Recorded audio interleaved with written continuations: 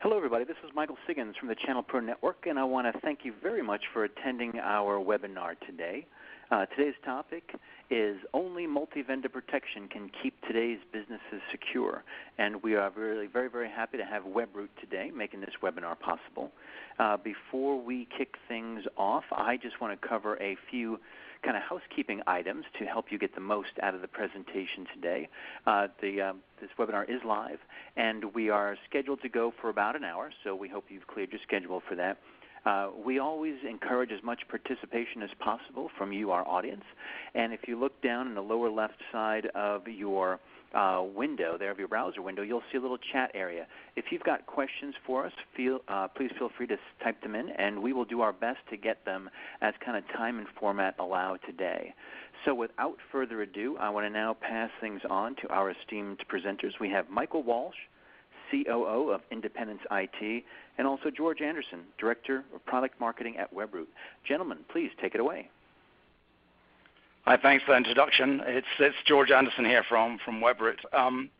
Today I'm going to look at really multi-vector protection from an endpoint view and how to secure devices and users. And Mike will follow on with sort of like another, so what I say, a very complementary way of also securing your devices by using the cloud to do that as well. So, things, multi-vectors, multi-layers, security tends to be about those things and not just about singular things.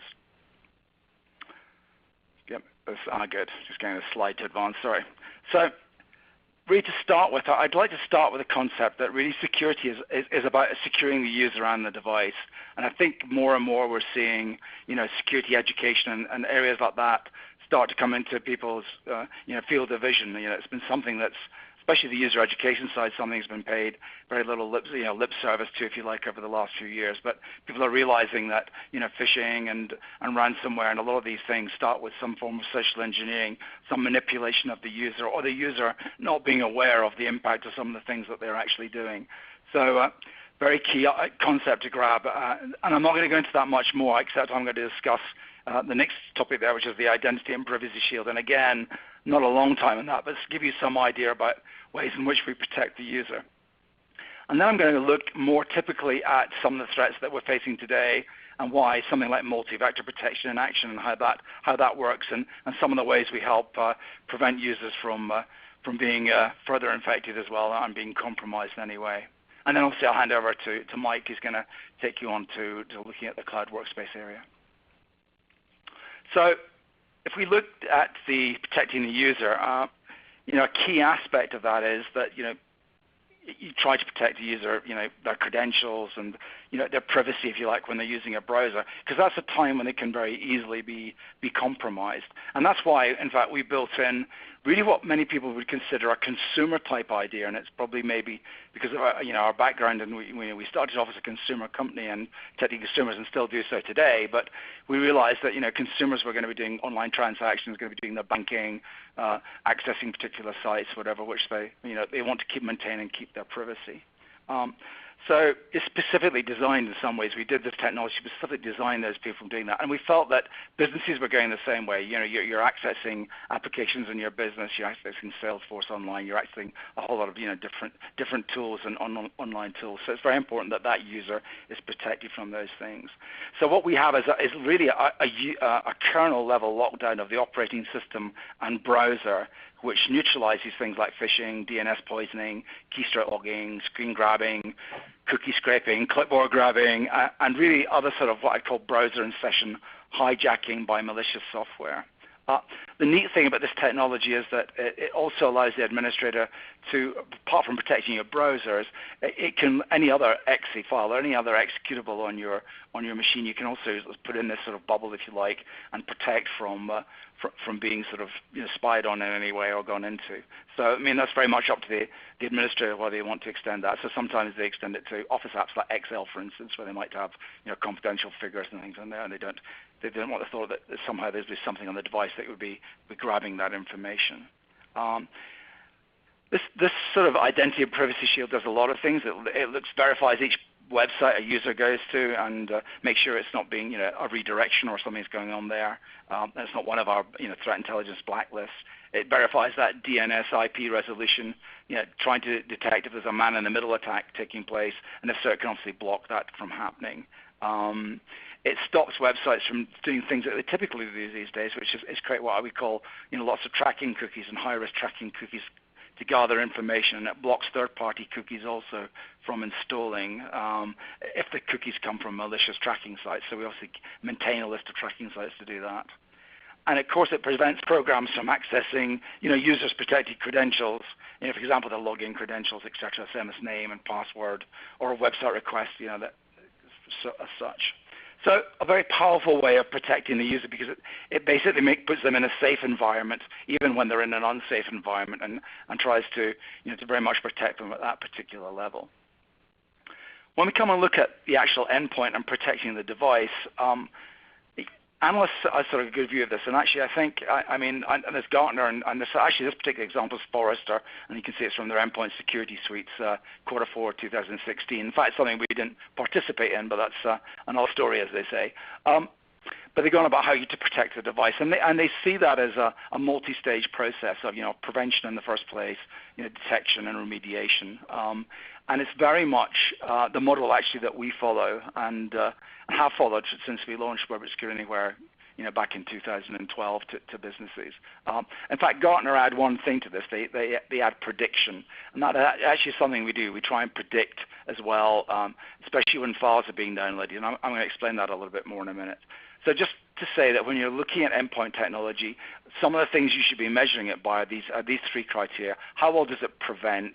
And to me that would mean protecting the user and prevent things from coming down onto the machine in the first place, and what controls does it have to stop that happening. Then if things are landing on the machine, how well does it detect? What's it using for that? Is it using behavioral context building? Is there intelligence integration? All those things. These are Forrester's words, not mine, by the way. And then remediation, very important, is how do you contain that attack? How do you remediate vulnerabilities? How do you remediate the machine? And configuration management is part of that too. But it's just the things to start looking for. So, really to look at what happened in 2016. Most of security vendors and ourselves, we have some sort of half-yearly results about now. But basically, we're still looking back at what happened and the trends that happened in 2016. And when we look at that, this is the Verizon data breach investigation report. I like this report because it's independent, really, of our industry. It looks at asking questions of a lot of organizations. It's been running for quite a long while now, so it's become quite established, and more and more organizations are contributing to it. So they actually, their survey for 2016 found that phishing was behind 90% of security incidents and breaches in 2016. So that maybe also explains why, when we talk about multi-vector and multi-layer, people are talking about starting to protect individuals from that, because obviously phishing is because individuals have clicked on something. They have done something they shouldn't have done. And hey, if I was an individual, and even as a security individual, I know that I can be spoofed by these things too, even with the education part of it. So the education helps, but it doesn't solve everything. You need more than one defense. Other thing from our side of the view is when we look at all the infections that occurred last year and all the malware that we identified, 94% of that malware was unique to that single endpoint and to that single individual machine. So what we're trying to say there, it does say traditional signatures are useless. It means it's very unlikely that a signature-based system is going to catch that. Though most people have moved away from being entirely signature-based, there's still quite a few systems out there that are quite heavily still signature-based and require lots of manual updating. And I would say, those things are not really going to help very much at all, and it's like a bit of a wasted effort. So let's look at multi-vector and look at that stage of things and how that transpires. We really see that as almost a life cycle. Actually, I had one of my salespeople this morning say, "Is this a kill chain?" And actually, I don't think this is a kill chain. I think a kill chain is something slightly different. Though, in fact, it's working almost in the same way as a kill chain. It's looking at the different stages of the attack. So obviously, the attack stage, you have your email and web, it's going to come through email. It's going to come through the web browser. It come through display ads, advertising, hyperlinks, files, social media apps when you're browsing social media. There's lots of different ways, in fact, that you can be attacked these days, and some of them are multiple ways at the same time as well, which makes things even more complex, if you like, to defend against. And obviously, things just standard things like DVDs or CDs or USB drive.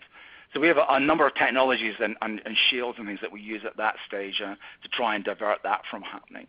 Then there's the actual payload stage where you're actually going to get something delivered. So the delivery is usually adware, spyware, ransomware, whatever, it's phishing attacks, keyloggers, whatever. It's that payload stage, and the payload's actually coming down, and that's when you're trying to predict very much in any case what you can do about it and how you can stop that. And then finally, you get the infection and remediation stage, and how do you handle that when the machine is becoming infected or it's being infected? How do you sort of protect the machine during that stage? How do you help to then remediate it back to a good known state? I would say that this, by the way, is not unique. There are other endpoint vendors in the industry that follow a slightly similar model. I think what's unique is the way that Webroot do it compared to others, but that's probably too much for us to dive in completely in this webinar. But it's interesting. But we see this as a very obviously effective way of controlling things. And I think the real reason, as I said, that in some ways that other people don't do it quite so well is that they haven't architected to use sort of real-time information, cloud-based threat intelligence all the time to do that. Whereas, we started off, and when we launched in 2012, we were a next generation vendor in a field of antivirus vendors, if you like, and we're already using something machine learning, AI, all these real-time things and big data and things to do that computation. And the market has slowly, both the traditional vendors and some of the newer vendors are catching up with that model and trying to use that as well to help them do it, because they saw actually that we were getting very successful results from that. So a little bit forward, obviously I picked phishing attack because as that Verizon thing I think is shocking. The fact that 9 out of 10 security breaches they could put down to a phishing attack, and also phishing is intimately sort of associated with ransomware. I mean, and one of the things I quickly mentioned there is that people worry a lot about the ransomware side of it, and also it's terribly concerning, but actually during that ransomware attack, it's quite likely other attacks are going on at the same time. So it's not necessarily even a single attack that's going on, it's just the ransomware is the sort of the visible side of it, because it could have been that they actually landed there and started to export data and take data away from the device before they encrypted, and there's a whole lot of things that can go on. So just don't think of it necessarily as just a single thing going on. So this is a typical example. You receive an email, you receive a phishing email. It's from the United States Postal Service or whoever it happens to be, and they say, hey, you've got to track this package, and of course it's landing at the right time, and you're expecting a package. It's quite likely that the user is going to click on that. That obviously opens a browser, starts a session up, and takes them to a malicious site maybe, and maybe that's it. That's all they need to do. Down comes the malware. So I'm just trying to take you through an example of how we would handle and deal with that. So someone said to me that these actually come in at the right state. I think vendors we slightly cheat to explain things. We sort of simplify things. So this is simplified. It's not necessarily precisely the way things work, but it gives you a good idea of what we're trying to do at each attack stage and delivery stage, and how we handle the infection remediation, which I think is quite important. So we've got something called the Web Threat Shield that very simply looks at all the URLs, looks at what that user is trying to click on, and says, do we know that IP address? Do we know it as a malicious domain? Do we know it as all those things? And we can very quickly filter out a whole lot of, if you like, malicious traffic at that stage. Anything we know about at that particular point in time, we can basically, as malicious, we can block and control there. And when I say know about, you've got to think we handle something like 500 billion objects a day.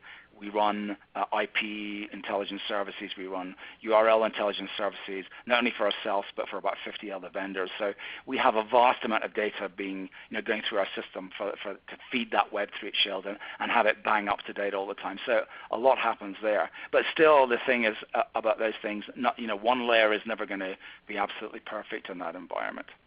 So at the next stage, what we do is we say, okay, you're clicking on that link as a user. You're going to try and go to that site, and you're going that way. So if we haven't sort of cut it out at the Web Threat Shield stage, we have something called a RealTime Antiphishing service. That is literally as real time. It's interceding on behalf of the user, and it's actually then performing a whole lot of checks, if you like, on behalf of the user in milliseconds about what that site's all about. So we're checking that site in a whole lot of other different ways. And as I said, there's a whole whole lot of algorithms, a whole lot of machine learning, a whole lot of other things being applied at this stage for us to then sort of determine whether that's a phishing site or not with a very, very high degree of accuracy. And really between those two things, we cut out about 99% of phishing attacks and completely make sure that the user's not infected at all. I say 99%, and again, that's like a vendor-typey figure. But what I'm really trying to say is that we're not going to be 100%, even with all this in place and this amount of machine learning and AI and threat intelligence all applied to it. We can never be absolutely 100%. So we get pretty close. Actually, real-time anti-phishing is probably a little bit higher than 99%, but 99% is a good way of looking at it. And it sort of goes on because obviously people can get infected. So next stage, something's come down, it's come into the browser, we have a file, and I would call this the predictive stage to a certain extent. We don't need to necessarily look at the whole file, we can look at partially what's coming down. We start to analyze that, and we start to say, and we compare it with our real-time shield. And our real-time shield simply has access to about 9.5 billion bits of information that we hold about endpoints and what's bad and what's good, etc.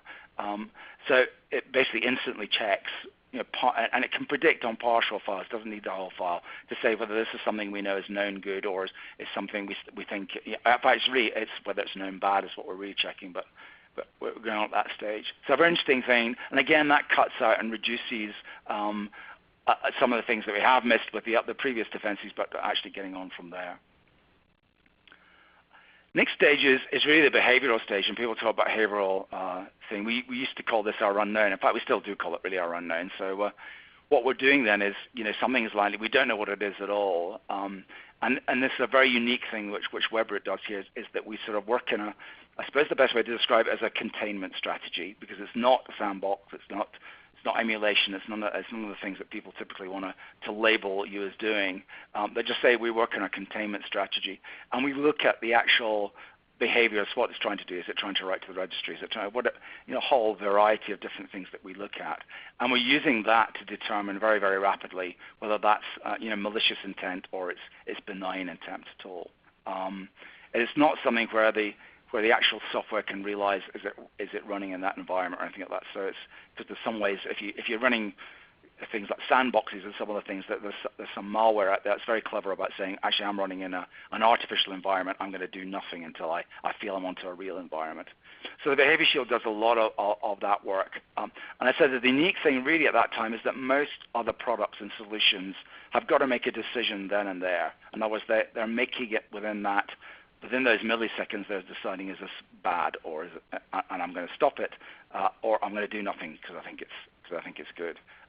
Whereas we will spend time. If we cannot ascertain that, we will actually spend time. We'll keep the containment going, and we'll keep protecting the endpoint. We'll keep monitoring and journaling what the endpoint is doing, so we can actually protect that endpoint from being fully infected and fully compromised, which is really what's going on. You're being infected at this stage, and we're sort of almost monitoring the infection status, if you like, as it goes along. But what we are able to do then, of course, is stop that. As soon as we can determine with a very high accuracy whether that's malicious or not, we can stop that. And we can actually then, because of our monitoring and journaling and various auto-remediation, we can take that machine back to where it was before this file actually downloaded, before this activity started. And it's by combining all of these things together, and this is, as I said, is an oversimplification, but it's a good way of trying to describe it to people.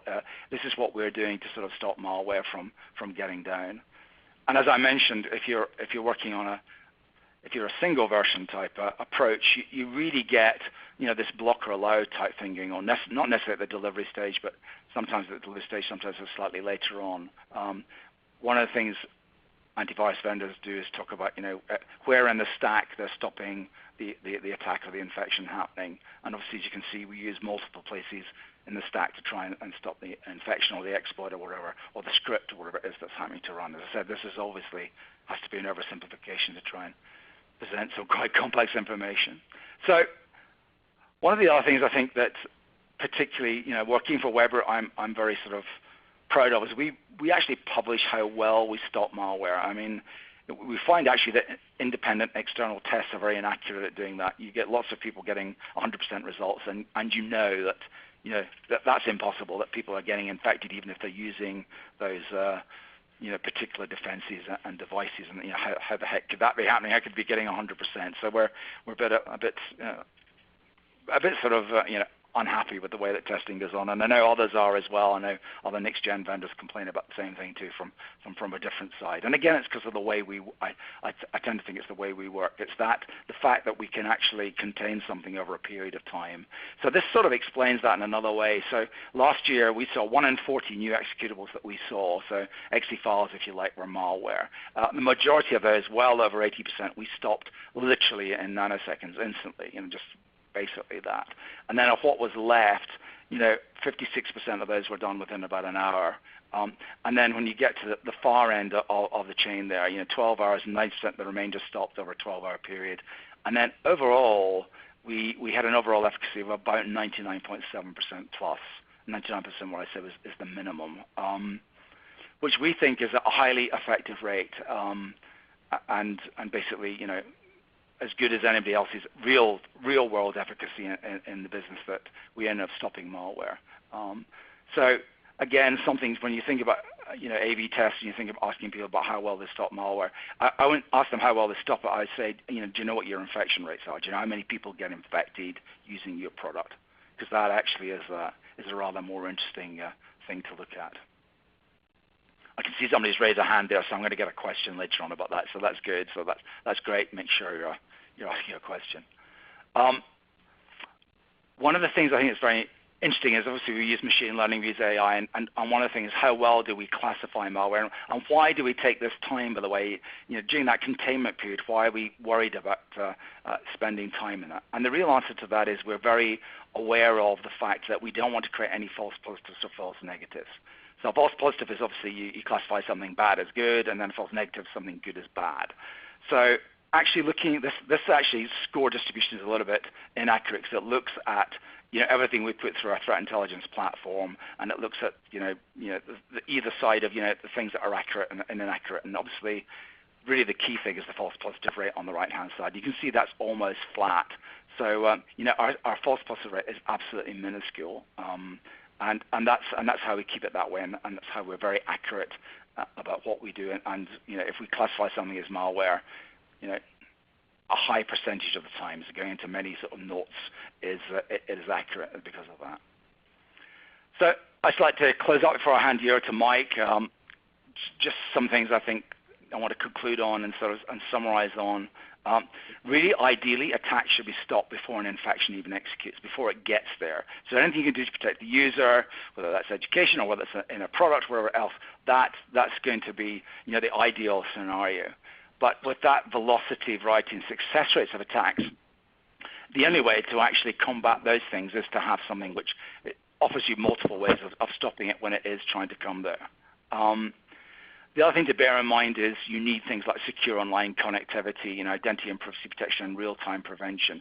And that's partly going to steal some of Mike's thunder, because he's going to start to look at how you get that.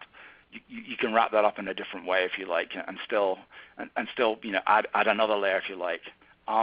And as I said, I think really look for technology that secures both the user and the device at every stage of their sort of interactions, and their workplace interactions. So that's very key too. So with that, I'm going to pass over to Mike. And thank you all. And just as I said, we'll do questions at the end. Well, thanks a lot, George. Wanted to start out by thanking Webroot and Channel Pro for hosting the webinar today. And as George mentioned, we're a big fan of because attacks can be multi-vector, to also come up with different layered strategies for how we actually defend against those. So just a little bit about IndependenceIT to start. We create what's called the Cloud Workspace Suite, and the primary purpose of the platform is to use cloud environments, both public, Google, Azure, Amazon Web Services, and privately hosted infrastructure providers to host workspace sessions so that users can do their work and work with their applications and data in the cloud as opposed to on physical desktops and devices. We focus on the automation and the workflow required for the provisioning and the management of those components so that you can focus on delivering the customized and configuration environment for the end clients. So we see it as an approach that allows us to look at the security profile from a different perspective. And I just wanted to back up what George said in the sense that we have a number of ways that malicious parties are trying to get at the information and the applications and the environments that we work in. So it's no mystery to folks that they target people first these days, phishing and the like, because we're the weakest link.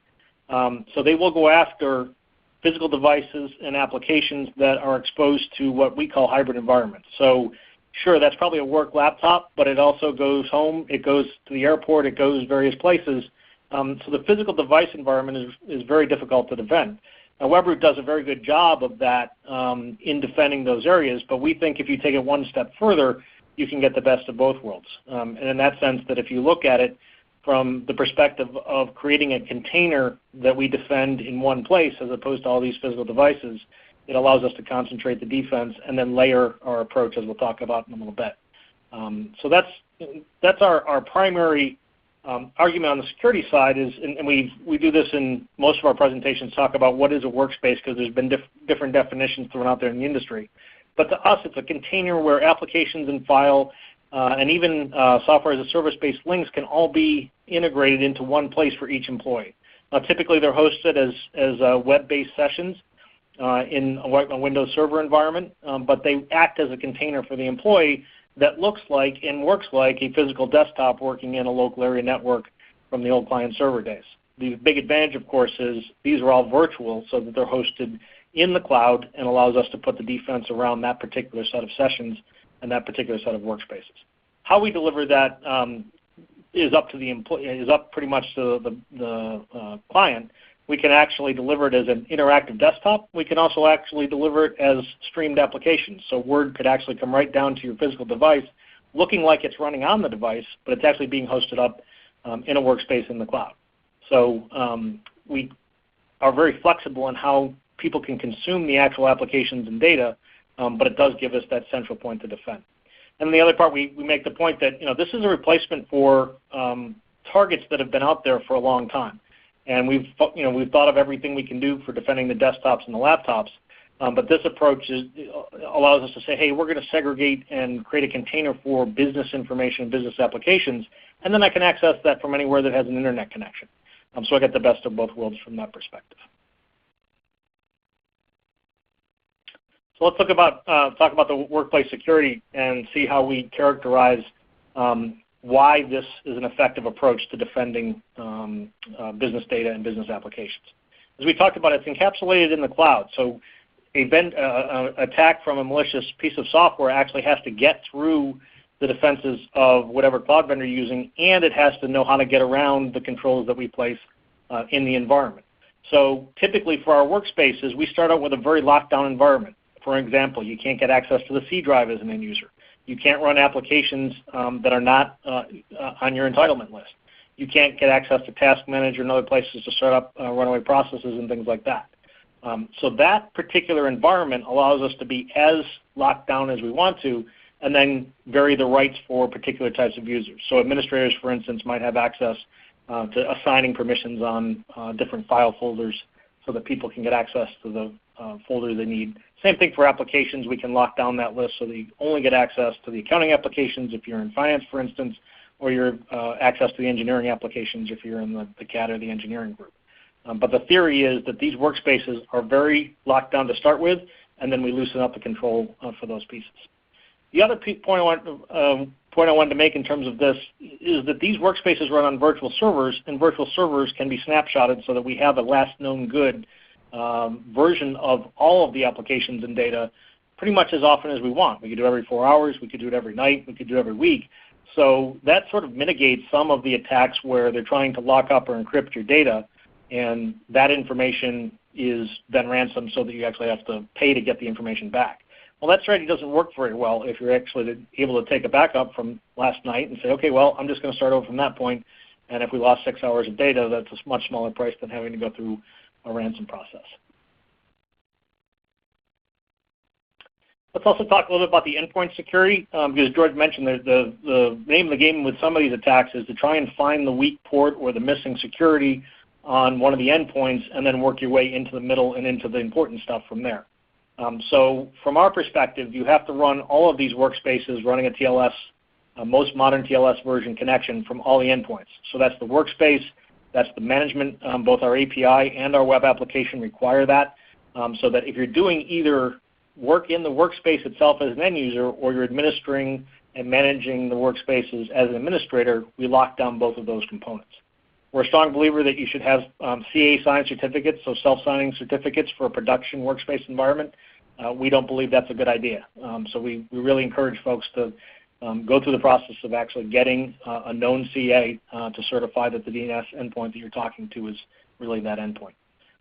We also use a service account management model. So as we talked about, the users are pretty locked down, but even our service accounts that do things like work with domain entries and work with Active Directory, those accounts are locked down as well, so that they can't be utilized as an automated or unattended mechanism to get to important stuff.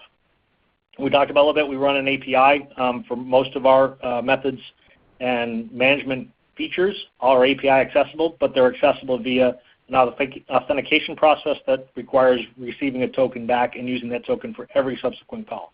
It's a REST-based API, so we respond to those requests and have a relatively small profile for sharing information even within the method so that we don't send out more information than somebody needs, which can then be utilized by a malicious actor to try and get into the environment. So again, even if the actual workspaces themselves are secured, it's also important to take the management channel and doing the same level of communication.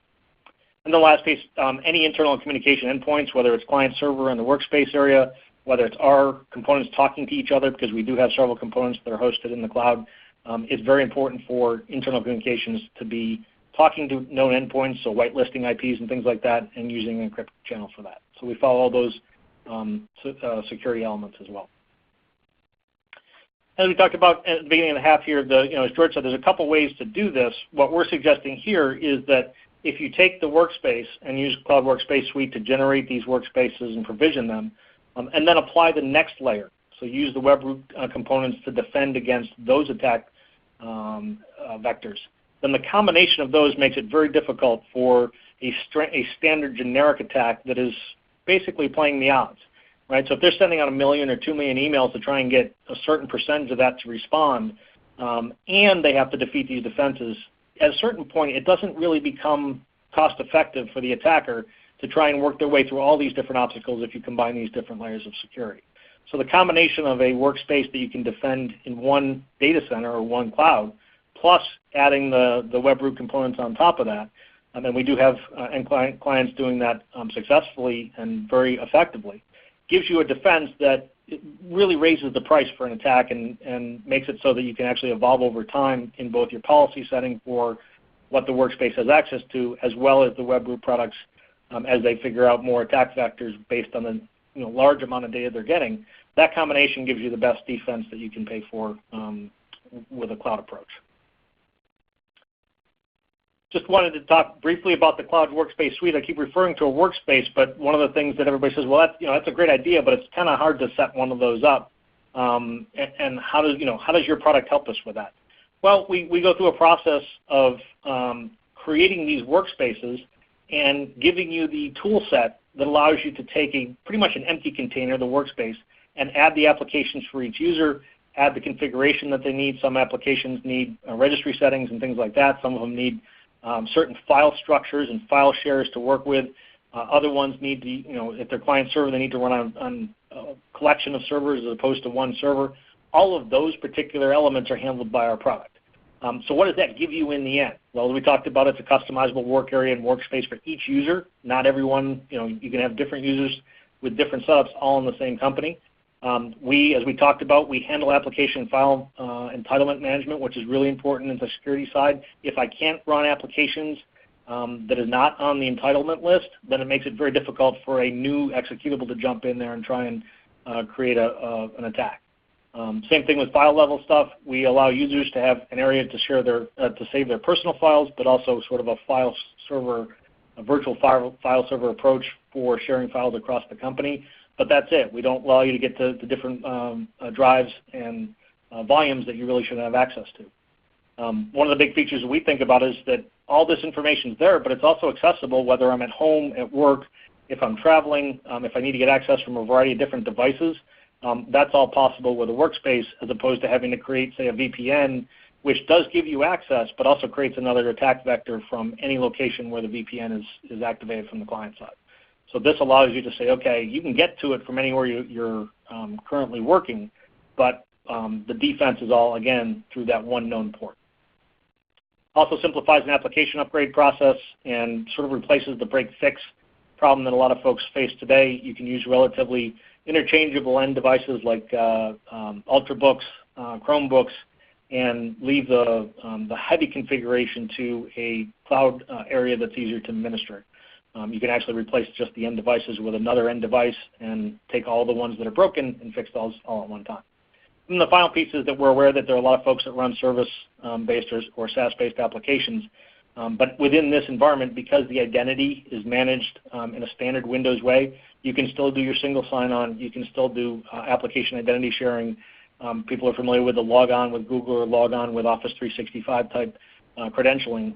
Both of those also work in a workspace. So you can actually create one integrated environment where you know exactly what employees are accessing in terms of application and data. And then just a brief mention of the environments we're running. We'll talk about how public cloud differs from the private cloud in a second, but we effectively use those environments to create virtual servers, virtual Windows servers, and then create the workspaces from there. And the focus of our tool, as I mentioned, is to do the provisioning. So we create the VMs, we size the VMs, we make sure that the applications that you need installed get installed correctly, allow you to do configuration and post-configuration tasks with a scripting environment. We allow all the configuration you would need as if you were setting up a desktop, but you're just setting up a workspace. We also do the management piece, so everything from change user password to unlock a user because they tried the password too many times, to changing somebody's name because they got married. All the typical administrative stuff we actually administer from both the API and from a web application, so you don't have to dive into Active Directory, or you don't have to jump in to the actual server itself to do that piece of it.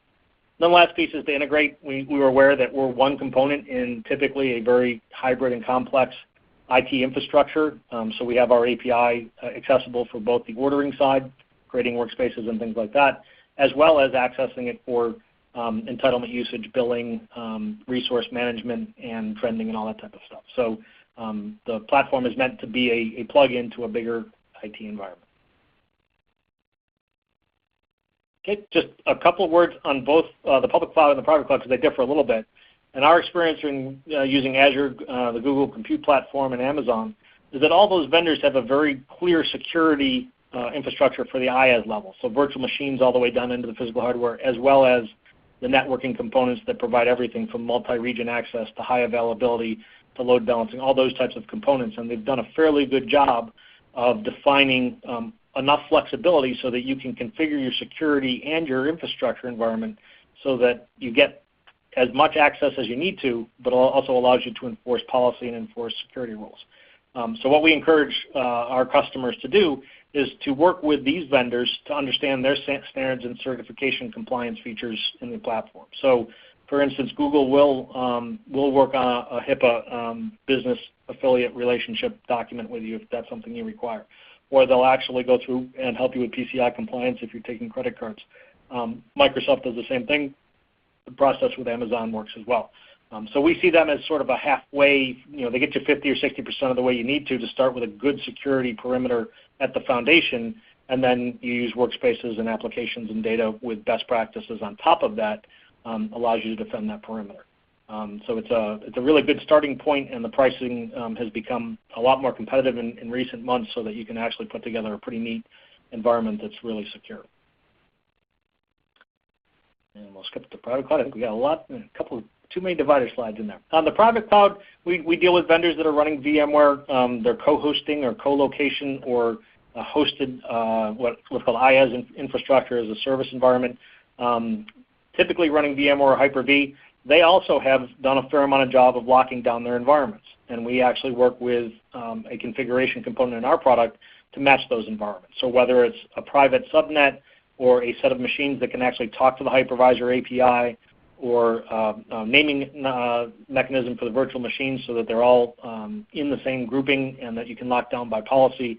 Everybody has sort of a different flavor of both the governance and control APIs as well as the physical infrastructure management APIs, and our product is meant to be agnostic to that so that we can actually run on any of those hypervisors, any of those public hypervisor environments, so that you can actually configure the environment the way you want to and are compliant with the underlying infrastructure provider. And again, these guys usually have their own mechanism for helping out with standards and certification compliance, so we typically work with them to make sure that everybody can get their certification done. And that's about it. Just wanted to reiterate a couple of the high points here, that we believe the workspaces are a good way to offer a integrated and comprehensive working environment for employees, but at the same time to concentrate our defenses around one set of servers that are already defended by their location in a data center. And then secondly, the layering approach, we absolutely endorse that as well as the Webroot folks do, because we think the more places you can put in some defense, the better off you're going to be in the long term. So that's pretty much my side of it. So I think Michael was going to come back and see if there's any questions. Yes. Hey, great stuff, guys. This is Michael again. Interesting, very, very interesting stuff. We do have a whole bunch of questions, so I want to jump right into those if I may. All right, so first up is, would malware always see if it's in a sandbox? This question came in earlier. We wanted to wait to the end with this, so that was from one of the earlier presentation slides. So would malware always see if it's in a sandbox? The answer to that's no, not necessarily. It's whether it's constructed to see it. So often, if people are trying to slide things past defenses, etc., and they know that they're going to face a certain sort of defense, they know that defense uses a form of emulation or a sandbox. It will try and avoid that. So it really depends on what the malware author is trying to do and achieve, and where it's trying to go. And one thing to remember always, which people tend to forget, we are the defenders. We are the ones that are facing the unknowns and the zeros and the things that have never been seen before. And it's basically, the attacker has the advantage because they can test your defenses before they attack, if you like. So they have a pretty good idea of whether they're going to get through or not sometimes. So that's why I said it's so important to have multi-layers in your product, because they maybe not actually find some of the layers they're doing because of the way that they're doing the particular testing. But that's one of the issues. So the answer is yes, if they designed it that way, it will. If they're not worried about that, or they've got an exploit that doesn't, isn't going to worry about that, then they're not going to worry about it either. So it's, just pays your money, takes your choice there. Sorry. Okay. All right. Next question. Where is the Webroot app installed when using it in the cloud workspace? The Webroot application is installed on the session servers themselves, and then configured for use by the actual end users. Yeah, typically. To be honest, yeah. Go ahead, George. No, where you go. I was also going to say that there's data servers like a client server app. It depends on the application, I think, as to whether they get extended from there. Yeah. And the only thing I would say about it is because of our particular size, I know we work very well in virtual environments. A lot of people use us in virtual server environments and things like that. So it would be possible even to bring us up on an instance basis, I think, just because of our load times being so small and far, because we get used in those environments regularly, and we also use extremely low resources. One of the things that we're probably most famous for is our performance, if you like, overall performance in the sense of how much CPU, how much RAM, et cetera, et cetera. So that area, which we constantly get tested and we publish results about with Passmark and various other people. So I think there's different ways of us doing it. Mike and I have not colluded or chatted about this before this presentation has taken place, but I'm sure we'd find different ways we could jointly work with each other and ensure we got you best protected. Excellent. Okay, next question. Does the cloud workspace work with PayPal? Let's see, work with PayPal. It's a little bit vague, but let me take a shot at it here. So the workspace itself works like a Windows desktop, and especially for browser-based applications, it will behave very similar to if you're running on a physical device. Now, there are some redirection and port issues that have to be worked out if you're looking to do outbound redirection and things like that, but part of what our Workspace product does is allows you to work with the external firewall to make sure that that port traffic gets directed to the right place. So every one of the Workspace sessions, or even if it's multiple session servers, has a publicly available DNS entry that gets routed through the gateway. So even though it's a virtual machine, it does still get perceived as a routable DNS level machine, if you will. It just has to go through that extra layer of going through a gateway. But definitely a configuration approach to support pretty much all the applications that are native to the browsers and to the web. Yeah, I still will add to that a little bit because as far as the DNS layer goes, we actually have a DNS service, a secure DNS server. So people have obviously DNS at the gateway, but we can affect policy at the DNS server level, literally at the domain level out in the internet before it even gets to the network. So that sort of defense layer typically stops maybe up to 90% of any malware that can possibly come down through that DNS connection. So there are different layers and different spaces where you can protect the network or protect the devices connecting out to the internet. So yeah, that's interesting too. That's another way we could definitely work with IndependenceIT and their technology. Okay, a couple more questions coming in. Let's see. Microsoft used to offer Azure Remote App as an application streaming option. Can I use Cloud Workspace as a replacement for this? Short answer is yes. We were actually just out there a couple months ago, and the Microsoft decision to pull Remote App from Azure wasn't really based around its effectiveness. In fact, it was more popular than they thought it was going to be. It was more towards Microsoft deciding that they wanted to provide the underlying technology, namely remote data sessions and RDP, the protocol, and allow vendors such as IIT to provide the application installation, management, configuration, and workflow capabilities, because we have a lot more experience with that, and we can help end users and clients configure the environment as they see fit, whereas Microsoft's more about providing the platform and doing that piece of it.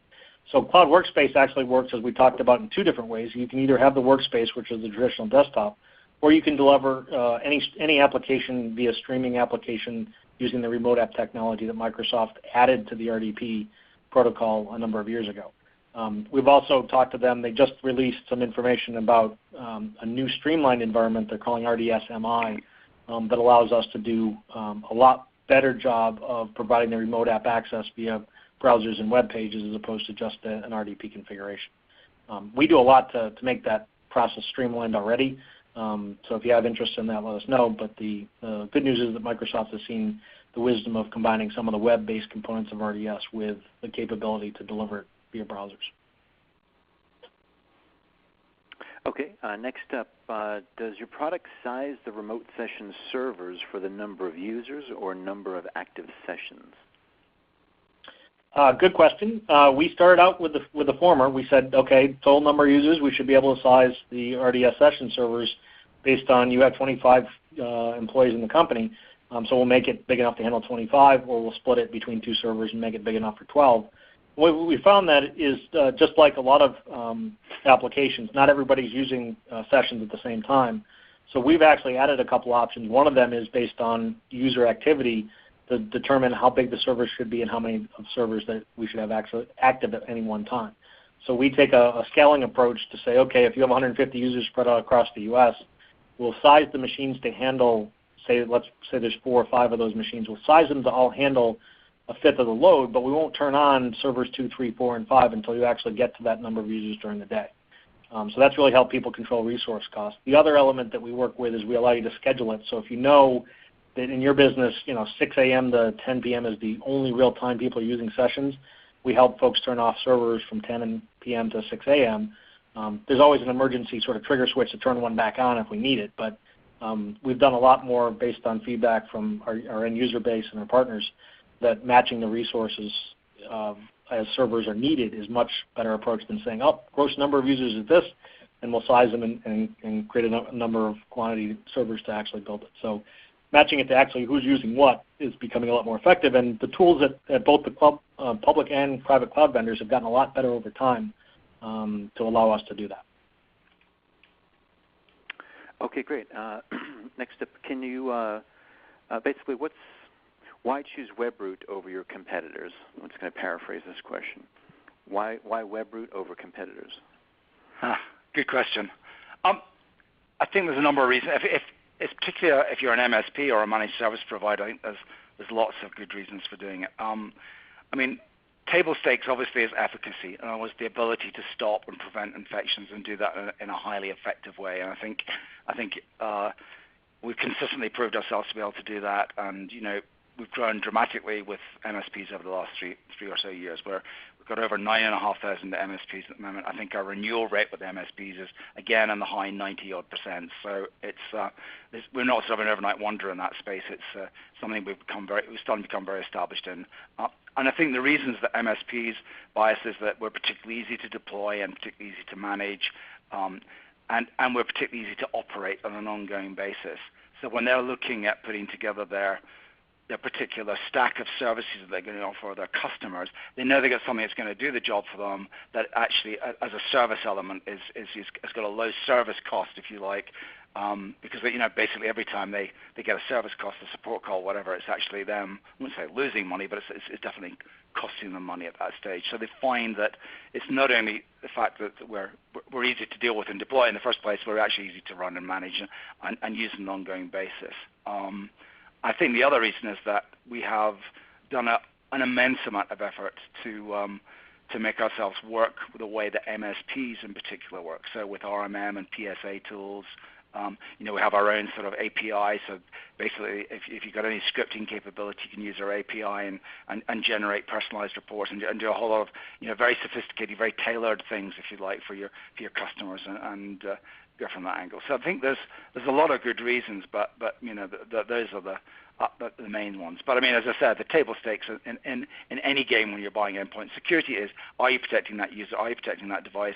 Are you doing that in a highly effective way so that you're not getting calls or rebuilds? And of course, things like auto remediation that I mentioned earlier as well sort of adds into that. The fact that we can take a machine, even though it's supposedly infected, we contain it, we can protect the user, and we can sort of take the machine back to its last known state. Whereas a lot of the time, if people get infected, the only thing they can do is actually re-image the device if they miss it. So, lots of good things.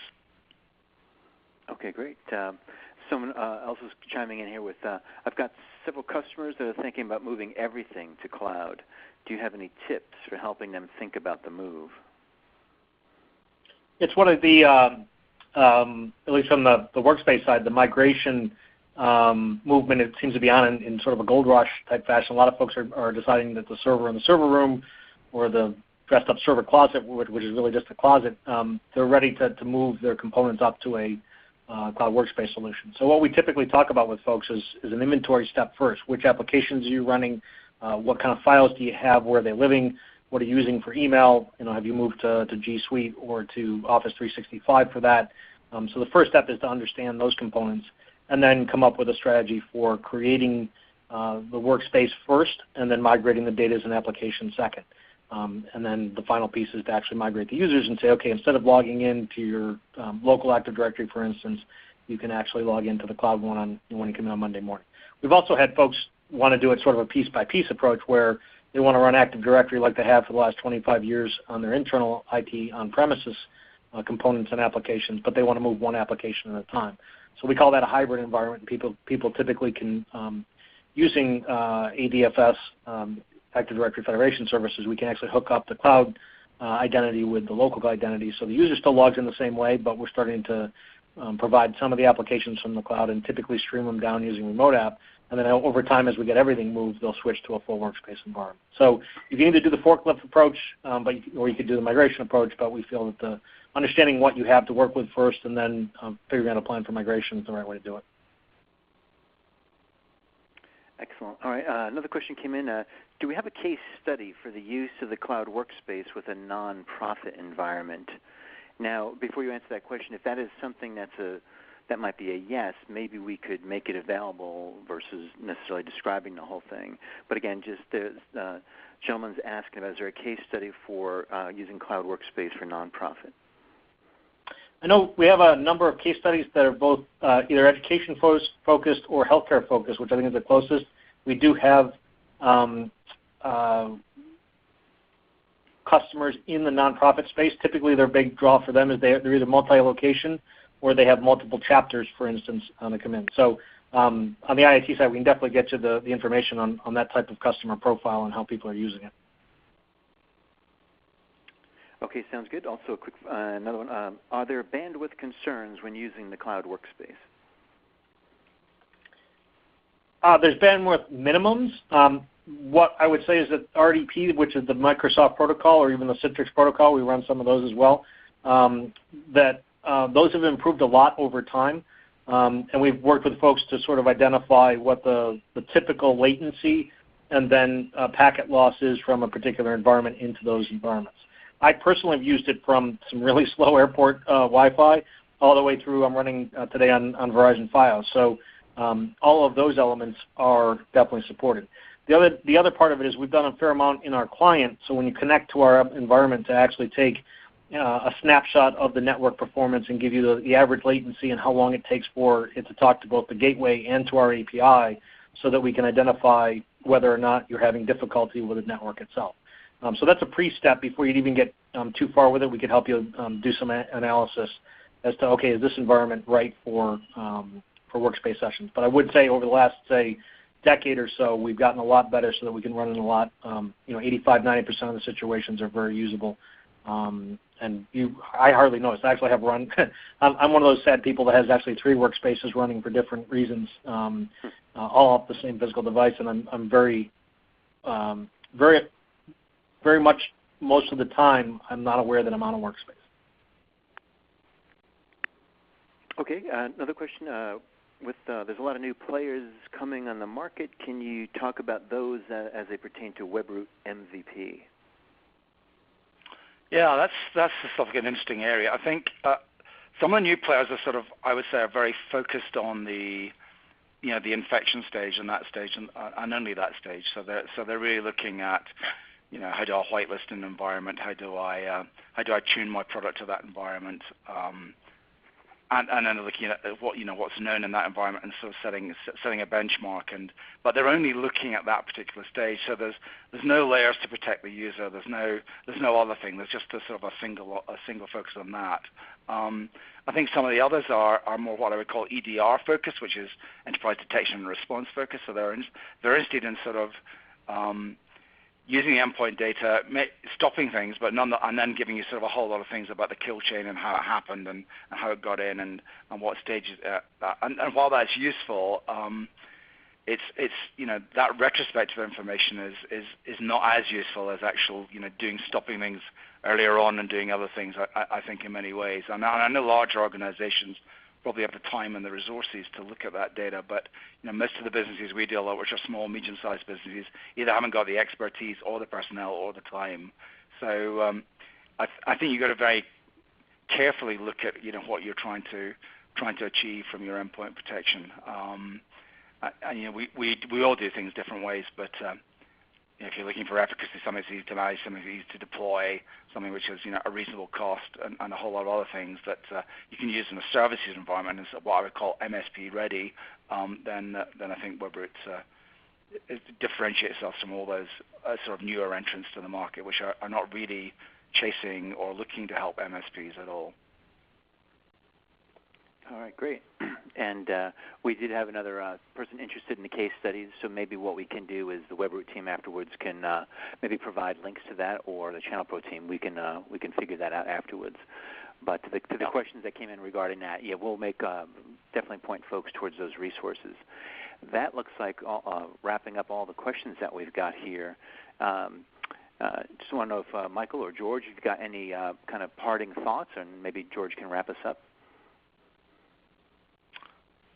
This is Mike. Want to thank everybody for attending. And if you have any follow-up questions, as we said, I'm happy to have a more in-detailed discussion or a live demo with folks if Workspaces might fit into your strategy. So thanks very much again for our host, Webroot and Channel Pro. Okay, George? Yeah, I'd just like to round up by saying that it's obvious now. There's lots of other ways and different ways you can think of your IT, and IT moving to the cloud is something we've seen for ages. I mean, we're a cloud-based company ourselves. We're a cloud-driven company, and I think I'm seeing desktop as a service in this sort of area is something that's starting to sort of like blossom and grow. And I think you've got to think also there's got to be unless it's a dumb terminal, which is more about the client server thing. You've got to be protecting that device at that end as well as the user at that end. Never mind if they're what they're connecting into too, because otherwise there is the risk always, even with screen grabs and things like that, of information leaking out that you wouldn't want to get out of the way. So security is about is looking at what you're using and then looking at the ways it could be compromised, and then looking at the layers you could put in, whether that's endpoint, whether that's DNS, whatever it happens to be, and educating your users, of course, as well. And it's combining all these things together that's going to make your clients safer and also the chances of infection and compromise, and the fact that you're going to be faced with a bill to clean it up less and less likely. And as we progress, anything we know about technology, it constantly changes. New things will happen, and we've got to be aware of those things as well. So hopefully webinars like this help you do that. And again, I'd like to thank everybody for coming today. Well, great. Again, this is Michael Siggins from Channel Pro Network. And Michael Walsh, I want to thank you very much for your time today. And, of course, George Anderson and everybody over at Webroot. To all our attendees, great participation, great feedback that really helps our presenters really dig deeper into the topic, and we really got into that today. So on behalf of everybody, thank you very, very much for your time. And as we mentioned a little bit earlier, we will be doing a follow-up to everybody who did attend and registered for the session today with some of that follow-up information that we discussed. So on behalf of everybody, this is Michael, and I want to say thank you all for joining, and we wish you best and much success with your businesses, and we're going to wrap things up here. So thanks very much for coming, and take care, and goodbye now.